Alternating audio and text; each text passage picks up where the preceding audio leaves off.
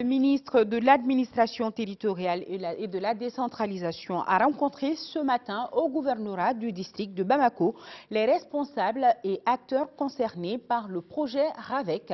Au menu des échanges, l'évaluation du dit projet, l'élaboration des fichiers consensuels et la lutte contre la fraude électorale, entre autres. Prenait part à la rencontre le ministre délégué en charge de la décentralisation, les représentants de la CENI, de la DGE et des partis politiques.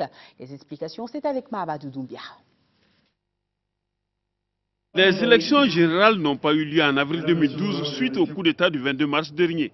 Mise en veilleuse mais pas oubliée, le RAVEC, le recensement administratif à vocation état civil, revient dans le débat entre partis politiques et départements en charge de l'administration territoriale et de la décentralisation.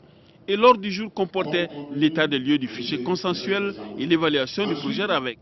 Nous avons entrepris des contacts avec des partenaires financiers qui assistent particulièrement le Mali quant aux questions électorales. Je peux dire que nous avons de bons espoirs pour pouvoir faire l'état des lieux du fichier consensuel et l'évaluation du projet RAVEC. Nous avons approché des partenaires qui sont prêts à nous assister pour faire l'audit du fichier consensuel et l'évaluation du projet RAVEC.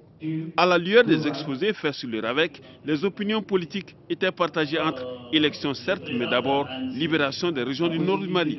Pour certains, les élections d'abord, et pour d'autres, la libération des régions du nord. Moi, je pense que si nous prenons en charge les préoccupations majeures de notre peuple, moi, je pense qu'il n'y a pas de doute, il n'y a pas de discussion à faire sur ces priorités. Le nord d'abord, la libération des régions du nord d'abord, et les élections après. Autre cas évoqué, la situation de nos compatriotes non enrôlés en Côte d'Ivoire, la fraude électorale, le faible taux de participation, notamment à Bamako, et surtout la CENI.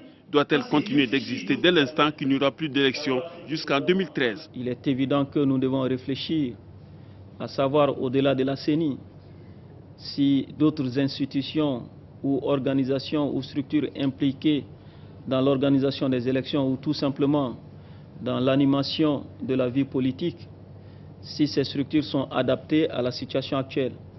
Si ces structures ne sont pas adaptées, bien évidemment, il faut apporter les touches et retouches nécessaires pour permettre à ces structures de cadrer avec le contexte actuel. Sur une population de plus de 14 266 000 recensés, 13 606 000 ont la carte d'identification, soit un taux de plus de 106%. Il reste à enrôler plus de 425 000 Maliens de l'intérieur et plus de 680 000 Maliens de l'extérieur.